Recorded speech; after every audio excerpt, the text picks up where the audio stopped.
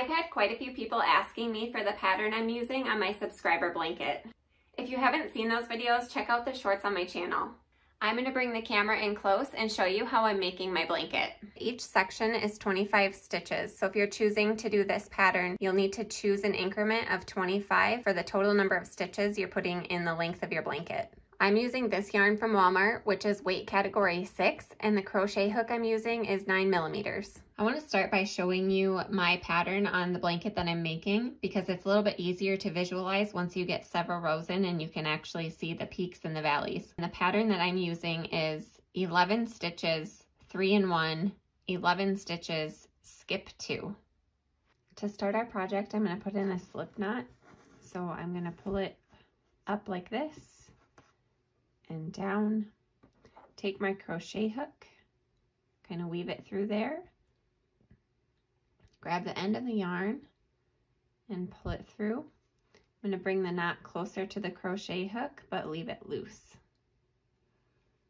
I take my pinky and wrap it around the string and I put the other end around my index finger and I hold it with my thumb and my middle finger.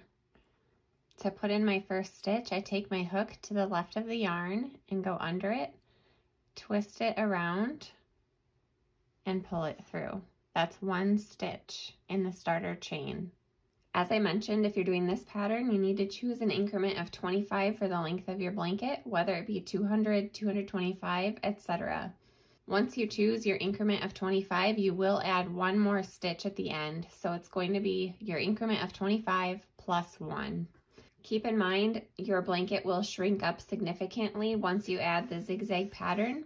So for example, my subscriber blanket started out around 6 feet and it ended up shrinking to 4.5 feet once I added several rows to the blanket. For this sample piece, I'm going to do a pattern with only 50 so I can show you the whole pattern. So I'm going to do my starter chain of 50 plus 1. So I'm going to do 51. I have 1 in there already. So that's 2, 3, 4. Okay, I've gone ahead and linked 51 chains. So to start my second row, I will skip a stitch and I'm going to go into the second stitch right here. Pull the yarn through and pull it through again. Both of these.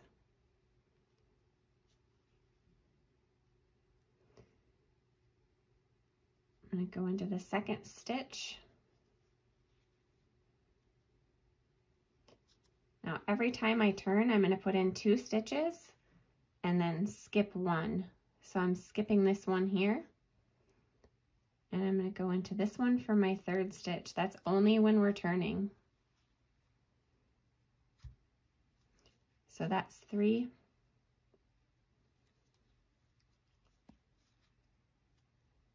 4, 9,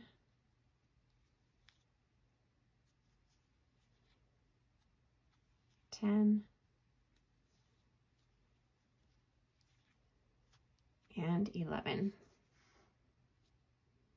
So just like I showed you on my blanket, this 11 is going up to the peak, and now we're going to create the peak by putting 3 stitches in the next stitch. So let's go in and we'll crochet 1. I'm going to go in that same hole that I just went in and do another stitch. So that's 2, and a third time makes 3. So when we turn around, this middle stitch here will become the peak next time. So this middle stitch will be the one that we put 3 into on the way back. Now I'm going to do 11 stitches down to get to the valley.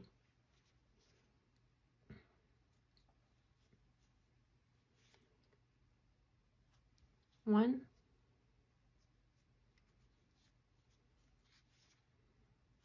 2,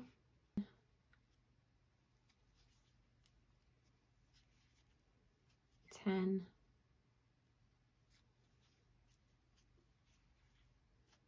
11. So now to make the valley, we're going to skip 2 stitches. So here's 1, 2, and I'm going to put a stitch in this next one. Kind of want to pinch them together so it makes it tight.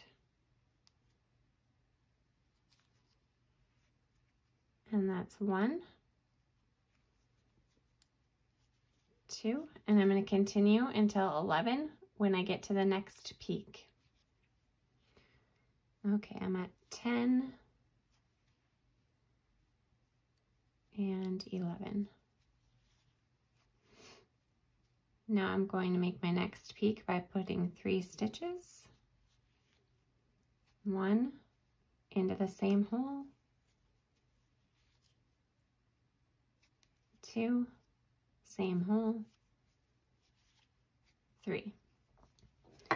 And I'm going to do 11 on the way back down, but I'm going to skip the 3rd to last stitch, just like we did on the end over here. And the reason for that is because you put 3 stitches in each peak and you skip 2 in each valley, so you end up with 1 extra stitch each time on each side. So that makes it go back to increments of 25. Okay, so I'm going to go 1,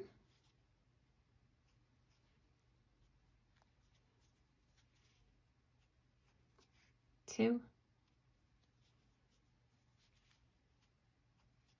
3, 4,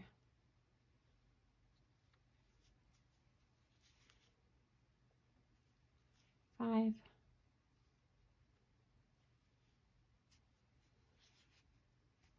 6,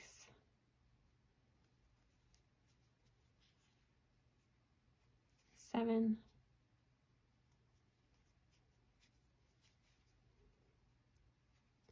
8,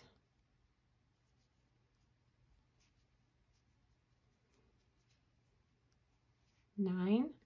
I'm going to skip this stitch here. 10,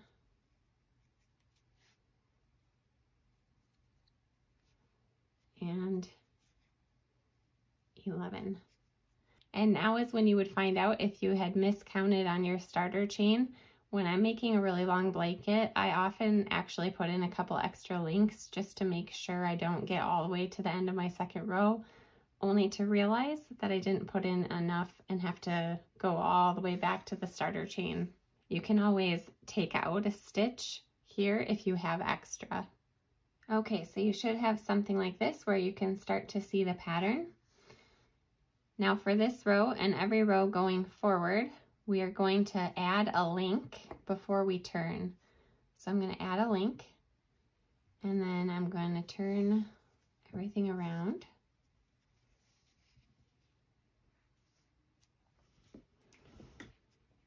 And to put my first stitch in for the next row, I'm going to skip my link.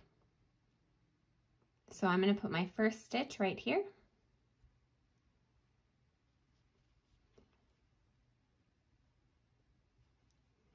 That's 1, 2. I'm going to skip and put my 3rd one here.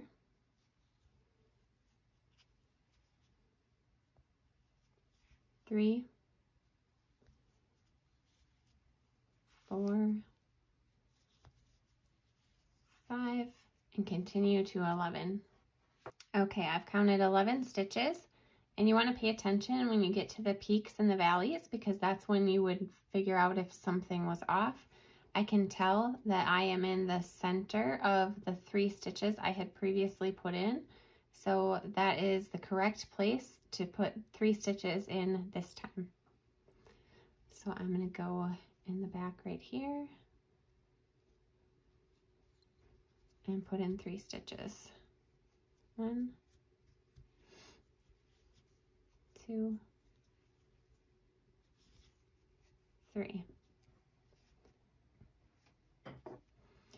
I'm just going to continue on and put 11 in going down.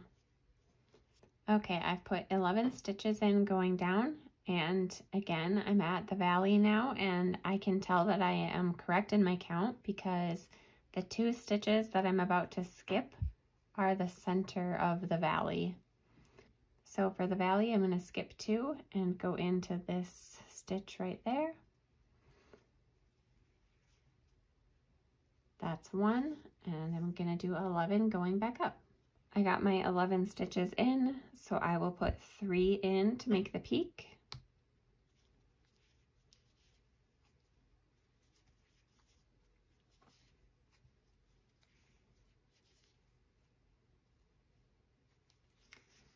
And now that I'm to the end, I will do 11 stitches going down, but I'm going to skip that 3rd to last stitch. Now that I have 9 stitches in, I'm going to skip this one and put my last 2 in these 2 stitches here. So that's 10, and sometimes this last stitch can be kind of hard to get, but okay. Now I'm going to link 1, turn it over,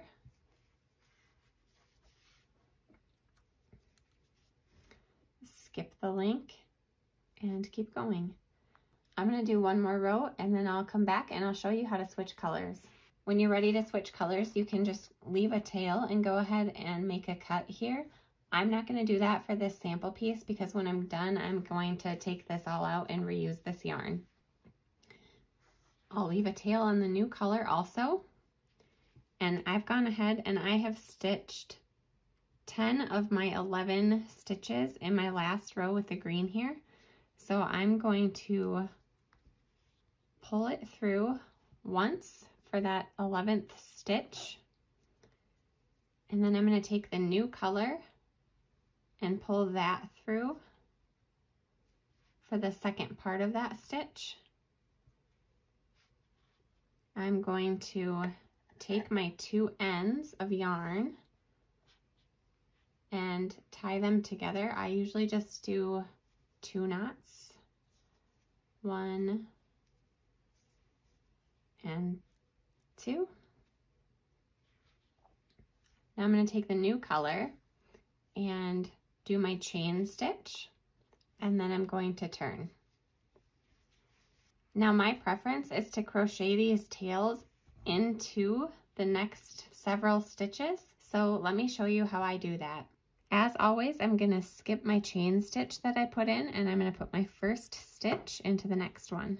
Okay, so I got that in there, and I'm going to put these on top of it, and I'm going to pull the yarn through the stitch going under the tails, and then I'm going to pull the yarn through the stitch going over the tails.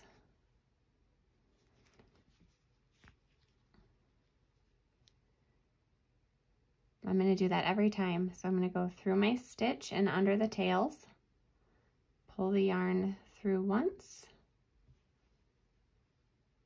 grab my yarn over the tails and pull through.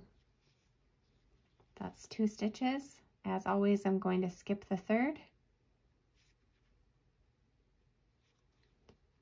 I'm going to go under the tails, pull through, over the tails, pull through. That's 3.